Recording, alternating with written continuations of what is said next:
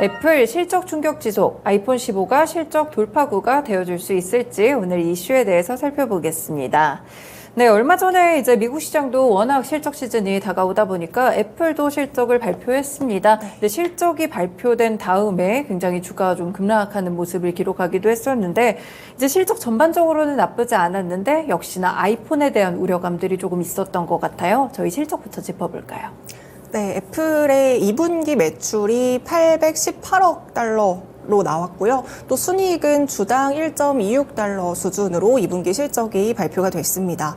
월가에서는요, 이제 애플의 매출을 예상을 하기를 816억 달러로 나올 것이다라고 실적을 예측을 했는데요. 그래도 시장 예상보다는 매출이 조금은 좋았습니다.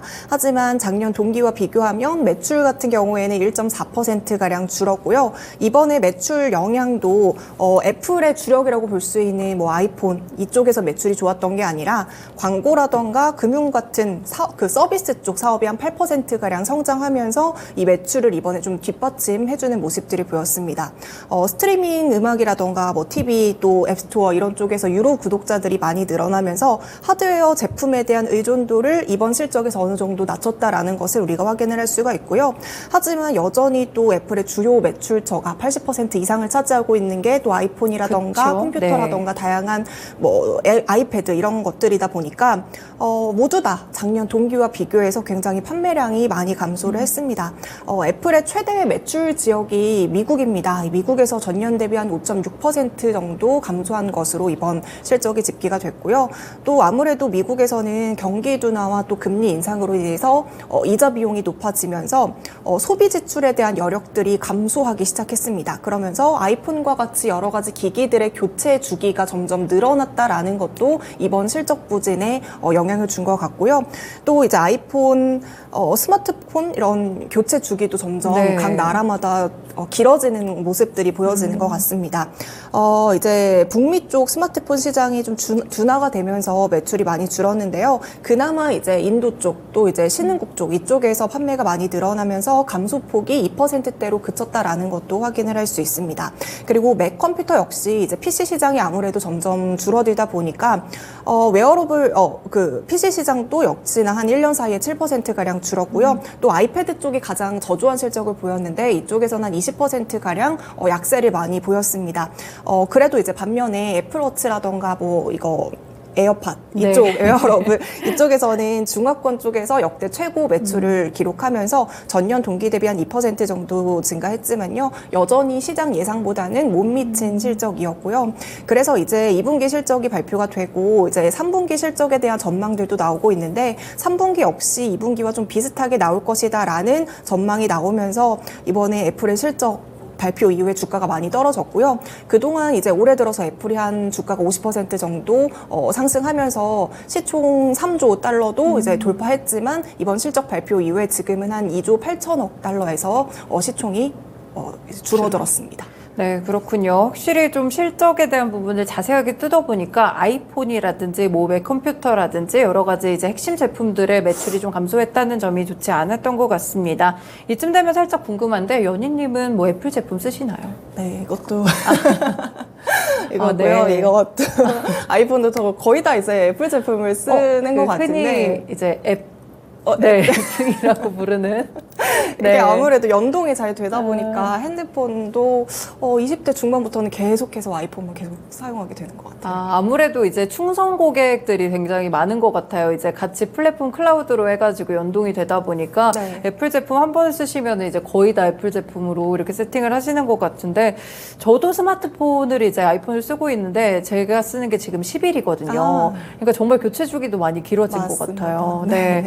이런 부분들이 저희끼리 또 대화를 하다 보니까 실제 애플의 실적 이렇게 또 소비자들의 행태로 알 수가 있었습니다. 전반적으로 좀 이렇게 시총까지 좀 하락하는 모습이었는데 사실 이번에 실적 부분도 좋지 않긴 했지만 인공지능에 대한 언급도 좀 없었다는 점이 많이 아쉬웠을 것 같아요. 투자자분들은. 네, 이미 이제 시장에서는 애플의 2분기 실적이 좀 저조할 것이다라는 것을 이미 예상을 하고는 있었습니다. 하지만 그럼에도 불구하고 시장에서 기대를 걸었던 부분은 AI 쪽에 대한 언급이 있어주면 이제 그 언급으로 인해서 기대감이 주가가 오를 것이다라는 예상이 있었지만요. 이런 부분에 대해서 이번 실적 이후에 컨퍼런스 콜에서 구체적인 언급이 없었어요.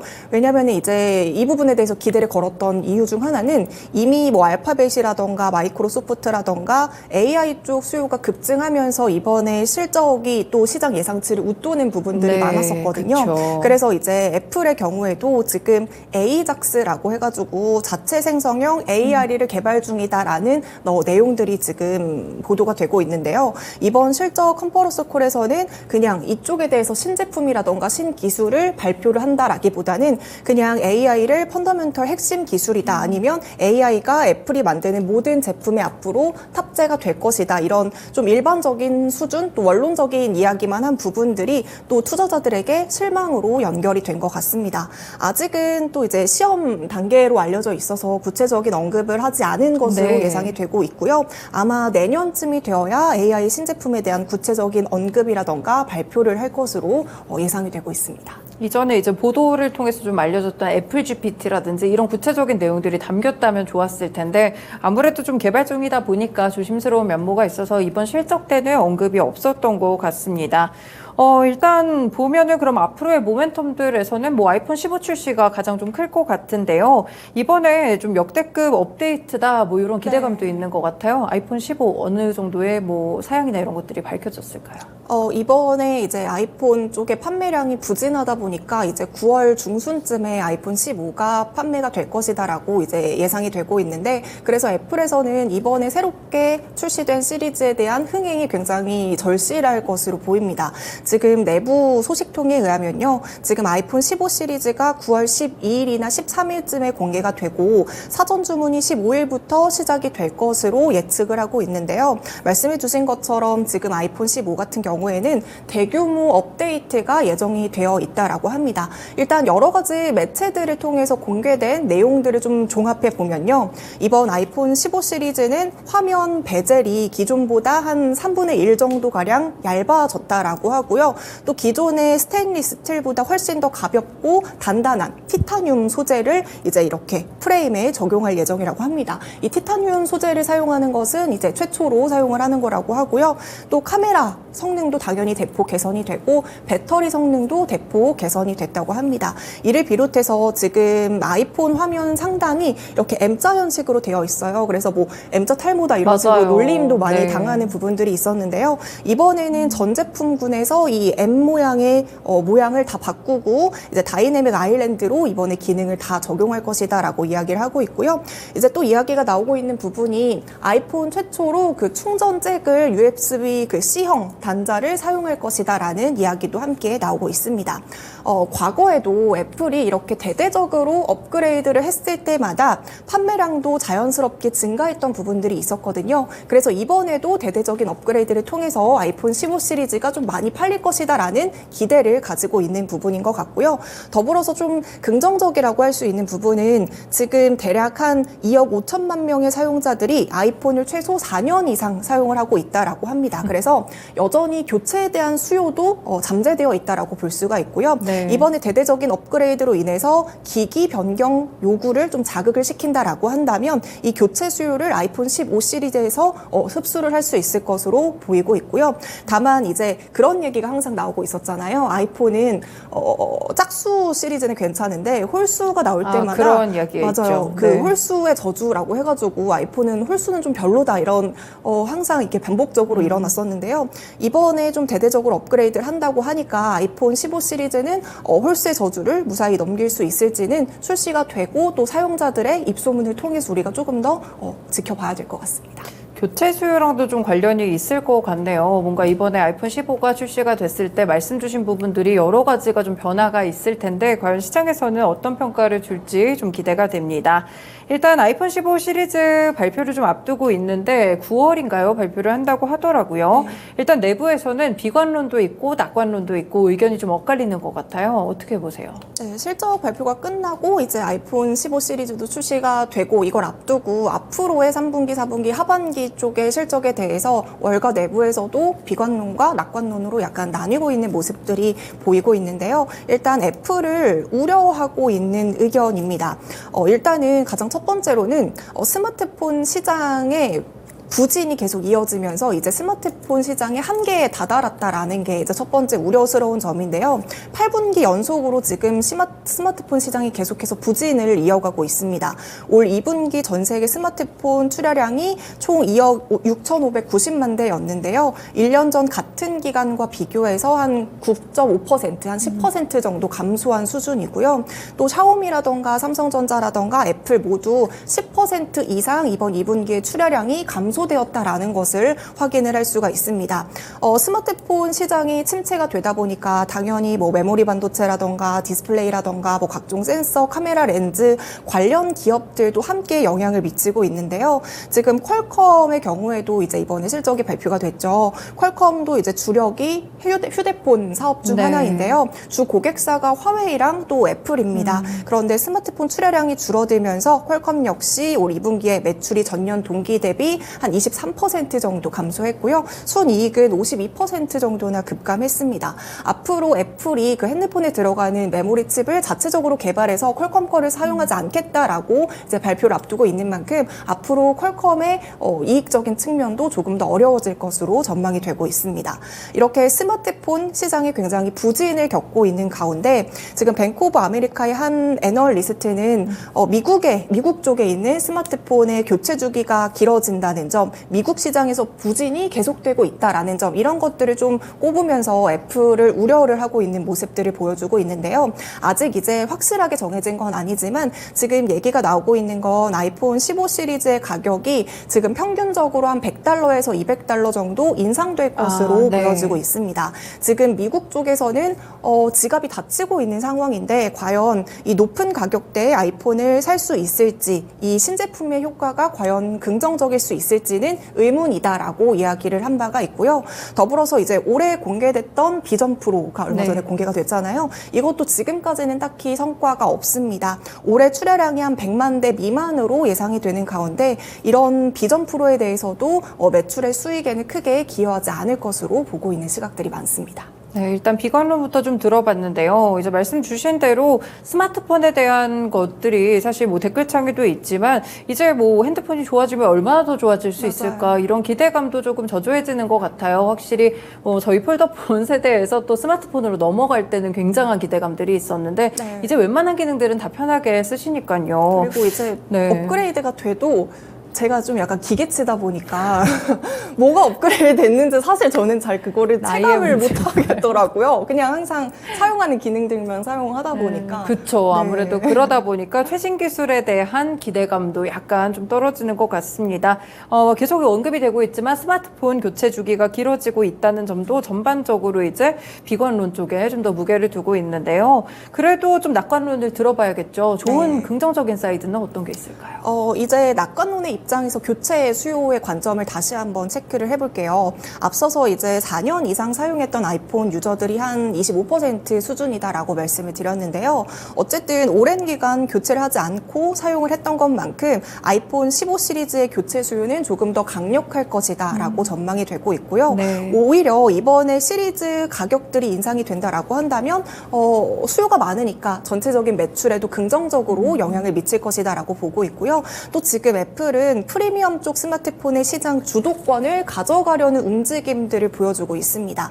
사실 이번에 글로벌 스마트폰 판매량에서 삼성전자가 2분기에 이제 글로벌 전 세계 1위를 차지를 했었잖아요. 5,300만 대를 넘겼습니다. 삼성전자가. 그런데 애플은 이제 2위로 4,300만 대 수준이지만요. 이 둘의 수익성을 따져보면 삼성전자가 판매는 더 많이 했지만 애플보다 삼성전자의 수익성이 더 좋지 않았어요. 애플이 더 수익성이 좋다라는 건데요. 결국에는 삼성전자는 중저가 라인 쪽을 공략하면서 판매량을 늘리는 데는 성공을 했지만 애플의 경우에는 조금 적게 팔아도 고가의 전략을 가져가면서 삼성전자보다 수익성이 더 높았던 부분들이 있거든요. 그래서 이번에도 교체 수요가 맞물리면서 가격이 인상된다고 하더라도 결국에는 애플의 매출에 긍정적인 영향을 줄 것이다라고 이제 긍정적으로 전망이 되고 있고요. 두 번째로는 공급망 이슈가 어느 정도 해소가 되었다라는 것도 것도 긍정적입니다.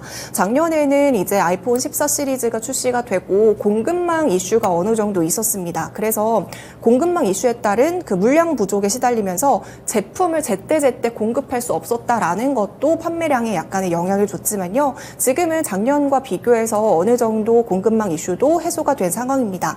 그리고 지금 미국 쪽의 수요는 좀 약하다라고 이제 시장에서는 이야기를 하고 있지만 네. 인도 쪽이라던가 신흥국 쪽 이쪽에서 판매가 늘어나면서 중국이라던가 미국의 판매 감소량을 이쪽에서 흡수할 수 있다라는 것도 좀 기대가 되고 있는 부분이고요.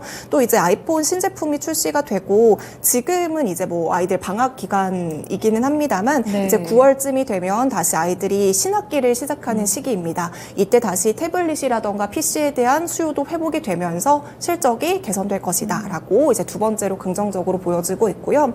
세 번째로는 이제 아이폰 이쪽 빼고 서비스 쪽을 다시 한번 체크를 해보자면 이번 2분기 실적에서 서비스 쪽에 이제 성장이 한 8% 정도 증가하면서 매출에 어느 정도 방어하는 역할을 해줬습니다. 네. 애플의 사업 다각화가 앞으로도 주요 수익원으로 될 수 있다라는 이제 전망이 나오고 있는데요. 지금 서비스 부분의 경우에는 전체 매출에서 차지하는 비중이 한 20에서 30% 수준입니다만 마진이 제품 부분보다 2배가량 더 높기 때문에 훨씬 더 서비스 쪽이 주목을 받고 있는 분야 중 하나예요. 그리고 지금 3년 만에 그 아이폰 쪽 유료 서비스 구독자가 한 100% 정도 증가하면서 굉장히 빠르게 성장하고 있다라는 것도 긍정적으로 보고 있고요. 지금 시장에서는 서비스 쪽 매출이 올해 1,000억 달러에 이를 것이다라고 전망이 되고 있습니다. 네, 확실히 또 낙관론을 들어보니까 잘 팔릴 것 같다라는 생각도 네. 드는 것 같은데 이제 가을에 출시된 이후의 성과들을 함께 지켜봐야 될 것 같습니다. 애플이 지금 아이폰 15를 그래서 공격적으로 좀 출시하려고 준비를 하고 있는데 이 관련 종목들도 봐야겠죠. 그런데 이번에 또 디스플레이 패널 쪽에서 중국의 공급사가 좀 빠진다는 얘기가 네. 있더라고요. 지금 디스플레이 패널 공급 중에서 중국의 BOE라는 기업이 빠질 수도 있다라는 이야기가 나오면서 삼성 디스플레이랑 LG 디스플레이 반사 이익이 좀 기대되고 있습니다. 중국의 BOE가 원래는 이번 아이폰 15 시리즈 중에서 기본형이랑 플러스형 모델에 OLED를 공급할 계획이었어요. 네. 그런데 이제 BOE에서 OLED 패널을 생산하는 과정에서 가공에 약간 어려움을 겪고 있다라는 이야기가 함께 들리고 있고요. 또 지금 그 삼성이랑 같이 그 OLED 뭐 다이아몬드 패널인가요? 이쪽에 네. 대해서 특허 소송도 함께 겹쳐 있어서 올해 말까지 아이폰 15 그 OLED 공급 가능성이 굉장히 낮아져 있는 상황입니다. 그래서 지금 BOE가 빠질 수 있다라는 이야기들이 함께 나오고 있는데요. 먼저 이제 BOE의 기술적인 난항을 보자면 지금 BOE 디스플레이의 그 시제품을 테스트를 한 결과 그 빛이 새는 현상이 계속 발생을 하고 있다라고 해요. 그러면서 결국에는 이런 기술적인 측면이 부족하다라는 것들을 보여주면서 국내 업체와 비교해서 중국 쪽의 디스플레이 업체들이 아직까지는 우리나라를 따라올 수 없다라는 이런 기술적인 역량이 좀 두각이 되고 있는 부분인 것 같고요. 이에 따라서 지금 BOE의 OLED 공급 가능성이 훨씬 낮아진 상황이고 만약에 이제 정말로 BOE가 이번 아이폰 15 시리즈에서 그 디스플레이를 제공하는 업체에서 빠지게 된다라고 한다면 삼성 디스플레이가 한 60% 정도의 출하 목표를 가지고 있고 LG 디스플레이가 40%로 공급 점유율을 가져갈 것으로 전망이 되고 있습니다. 여기에 지금 애플의 경우에는 앞서도 말씀드렸다시피 아이폰 15 시리즈를 굉장히 공격적으로 출하할 것이다라는 목표를 가지고 있거든요. 네. 지금 KB증권에서 예상하고 있는 바로는 아이폰 15 세트 출하량은 전년도와 같은 기간과 비교해서 한 10% 늘어난 것으로 추정을 하고 있고요. 부품 출하량 역시 13% 정도 늘어난 9,200만 대로 예상이 되고 있는 만큼 국내 디스플레이 업체들의 수혜가 반사 이익들이 기대가 되고 있는 부분입니다. 그리고 지금 삼성전자도 얼마 전에 갤럭시 Z 플립이랑 폴드 5도 함께 공개를 한 상황이잖아요. 지금 삼성전자에서도 판매 목표로 1,000만 대 이상을 제시한 상황이거든요. 그래서 애플과 삼성전자의 신제품이 계획대로 잘 팔린다라고 한다면 이 삼성 디스플레이 쪽의 수익성이 대폭 개선될 것이다라고 증권가에서도 전망되고 있습니다. 네, 아이폰 15와 더불어서 디스플레이 패널 쪽으로도 한번 기대감을 가져보셔도 좋을 것 같습니다. 네, 이렇게 오늘 또 아이폰 15 지금 애플이 약간의 실적 부진에 빠졌는데 아이폰 15가 과연 모멘텀이 되어줄 수 있을지 이 부분에 대해서 함께 조명해봤습니다. 일부 쉬운 이슈 읽어주기였습니다.